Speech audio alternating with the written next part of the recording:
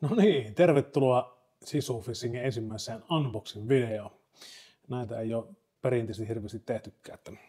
Tämä on nyt ihan ehkä ensimmäinen ja ajatuksen tämä sai siitä, että tuossa joitakin aikoja sitten sain kutsun tuommoisen Ruthlessin Fishing-tiimiin. Ja sieltä nyt on sitten Ruthlessista paketti tullut ja katsotaan mitä tämä pitää sisällään. Minäkään en sitä tiedä vielä tässä vaiheessa, mutta se varmasti kohta selviää. Katsotaan mitä täältä paljastuu. Siitä se lähtee jännityksellä. Jännityksellä tuosta on niin tylsät saksetkin, että ei tässä saa pakettia vielä auki tässä vaiheessa. Katsotaan mitä tämän kanssa on tehtävissä. Kuka on tylsyttänyt sakset?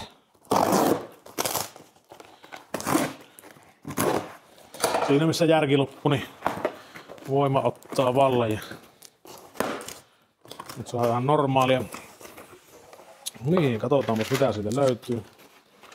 Löytyy ensimmäisenä. Niin. Ruthlessin tarrat, nämä ehkä saa paikkansa sitten veneestä ja siellä on vähän pienempää tarraa myös. Tietysti lippis ja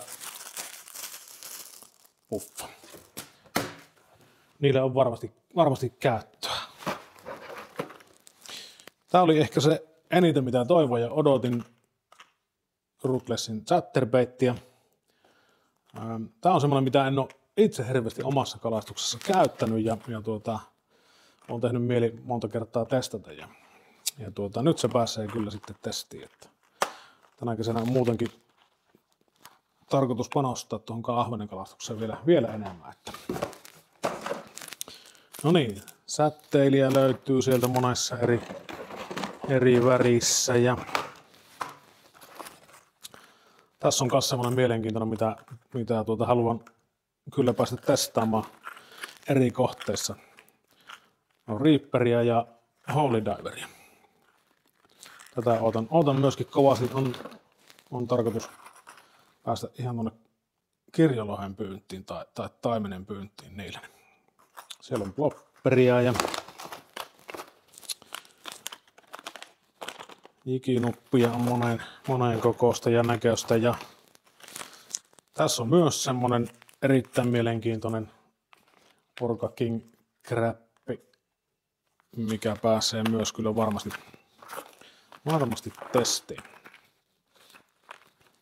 Blade Runneria löytyy sieltä ja Smallfish Paddletailia ja